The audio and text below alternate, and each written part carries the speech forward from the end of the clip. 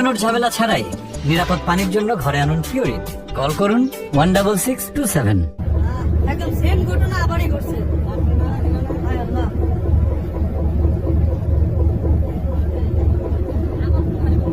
আবার এই যে কি একটা পরিবহন ছিল আল্লাহ। হায় আল্লাহ, মানুষজন তো একটাও তো পারে না। মানুষজন তো একটাও তো পারে না।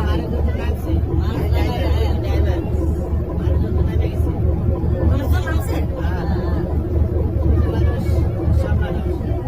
গাড়িতে লোক ছিল না? একজন ছিল তো ভাই, দেখলাম বেশি হচ্ছে।